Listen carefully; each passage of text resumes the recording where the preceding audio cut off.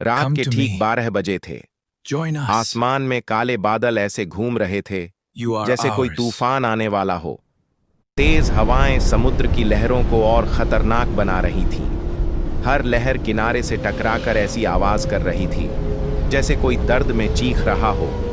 पता नहीं क्यों, लेकिन उस रात मुझे ऐसा लग रहा था जैसे कोई मुझे समुद्र की तरफ बुला रहा हो, और शायद मुझे उस आवाज के पीछे नहीं जाना चाहिए था। तभी मेरी नजर रेत में आधे दबे एक पुराने लकड़ी के डिब्बे पर पड़ी। वो डिब्बा पूरी तरह भीगा हुआ था, जैसे अभी अभी समुद्र ने उसे किनारे फेंका हो। मैंने धीरे से उसे खोला। अंदर एक फटा हुआ नक्शा पड़ा था और उसके साथ एक पुराना कंपास। लेकिन जैसे ही मैंने वो कंपास हाथ में लिया, उसकी सुई तेजी से घूमने लगी और कुछ सेकंड बाद वो सीधे समुद्र की तरफ रुक गई। उसी पल समुद्र में अचानक धुंध फैलने लगी। मैंने धीरे धीरे सामने देखा और तभी धुंध के बीच से कुछ बाहर आता दिखाई दिया। एक विशाल काला जहाज, उसकी टूटी हुई पालें हवा में हिल रही थी। लकड़ियां पूरी तरह सड़ चुकी थी, लेकिन सबसे डरावनी बात यह थी, उस जहाज पर लगी लालटेनें अपने आप जल रही थीं और ऐसा लग रहा था जैसे वो जहाज सीधे मेरी तरफ आ रहा हो।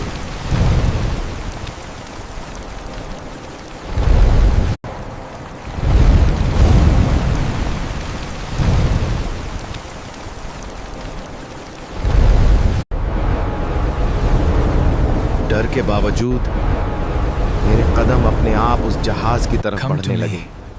मैं किसी तरह उसके पास पहुंचा और जैसे ही मैंने जहाज पर कदम रखा, पीछे का समुद्र अचानक शांत हो गया। चारों तरफ सिर्फ सन्नाटा था। जहाज के अंदर अंधेरा ही अंधेरा था। टूटी हुई लकड़ियों की आवाज, जंग लगी चेन्स और हवा में सड़ी हुई बदबू। ऐसा लग रहा था जैसे उस जहाज पर मौत अभी भी जिंदा है। अचानक पूरा जहाज जोर से हिलने लगा। मैं डरकर बाहर भागा और तब मैंने वो देखा, वो जहाज अपने आप समुद्र में आगे बढ़ रहा था। ना कोई कप्तान, ना कोई नाविक, फिर भी वो तूफान के बीच तेजी से चल रहा था। What was that? Keep moving. मुझे हर तरफ से फुसफुसाने की आवाजें सुनाई देने लगीं। वापस आओ, तुम अब यहां से नहीं जा सकते। ये समुद्र अब तुम्हारा है। ऐसा लग रहा था जैसे पूरा समुद्र जिंदा हो और वो मुझे अपने अंदर खींचना चाहता हो। तभी अचानक ठक ठक ठक पीछे से किसी के भारी कदमों की आवाज आने लगी। मेरी सांसें तेजी से चलने लगीं।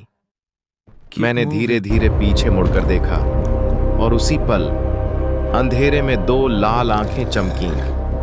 उन आंखों में इंसानियत नहीं थी, सिर्फ मौत थी। वो इस जहाज का कप्तान था। मैं नीचे वाले हिस्से में पहुंचा और वहां जो मैंने देखा, उसे देखकर मेरी सांस रुक गई। दर्जनों कंकाल लकड़ी की कुर्सियों पर बैठे थे। कुछ के हाथों में तलवारें थीं, कुछ अभी भी जहाज चलाने की हालत में बैठे थे। ऐसा लग रहा था जैसे वो सदियों से किसी का इंतजार कर रहे हों। तभी मेरी नजर दीवार पर पड़ी। वहां खून से लिखा था, अब तुम्हारी बारी है।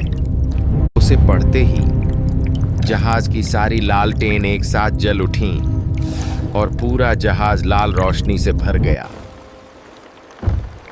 कप्तान मेरे बिल्कुल सामने आ गया। उसका आधा चेहरा कंकाल बन चुका था। त्वचा जगह जगह से गल चुकी थी और उसकी लाल आंखें सीधे मेरी आंखों में देख रही थीं। 50 साल बाद आखिर नया आदमी मिल ही गया। उसकी आवाज इंसान जैसी नहीं थी, वो किसी शैतान की आवाज लग रही थी। कप्तान मुझे जहाज के नीचे ले गया, जहां समुद्र की गहराई में एक पूरा डूबा हुआ शहर था। टूटी हुई इमारतें, विशाल मूर्तियां और हजारों भटकती आत्माएं। तभी कप्तान बोला, ये सब लोग खजाने के लालच में यहां आए थे, अब ये हमेशा के लिए समुद्र के कैदी हैं। फिर मैं एक विशाल कमरे में पहुंचा, जहां चारों तरफ सोना ही सोना था। सोने के सिक्के, हीरे और पुराने खजाने। लेकिन तभी मुझे समझ आया, ये खजाना नहीं, लोगों के लालच का कब्रिस्तान था।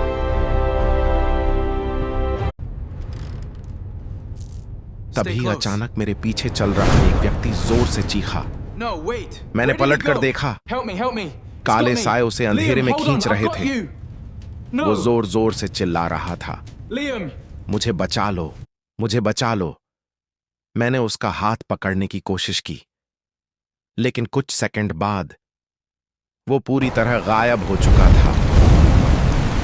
अब समुद्र का पानी तेजी से जहाज के अंदर भरने लगा और उसी पानी में से सैकड़ों डरावने हाथ बाहर निकलने लगे। वो मेरे पैरों को पकड़कर नीचे खींच रहे थे। उन हाथों की पकड़ इंसानों जैसी नहीं थी, वो बर्फ की तरह ठंडे थे। मैं बड़ी मुश्किल से वहां से निकल सका। आखिर में मैं कप्तान के कमरे तक पहुंच गया। वो एक विशाल सिंहासन पर बैठा था। उसके आसपास इंसानों की खोपड़ियां रखी थीं और पीछे दीवार पर हजारों नाम लिखे थे। वो बोला, अब तुम्हारा नाम भी यहीं लिखा जाएगा। ये तो वक्त बताएगा कि किसका नाम लिखा जाएगा। मैंने मन ही मन में हनुमान जी को याद किया और हनुमान चालीसा पढ़नी शुरू कर दी। आश्चर्यजनक रूप से मेरे अंदर बहुत शक्ति आ गई और हाथ में तलवार नुमा हथियार। मैंने उस पर वार किया। Your soul is mine. Not today. मैंने पास रखे तेल के ड्रम कप्तान की तरफ फेंके और आग लगा दी। कुछ ही सेकंड में पूरा जहाज आग की लपटों में गिर गया।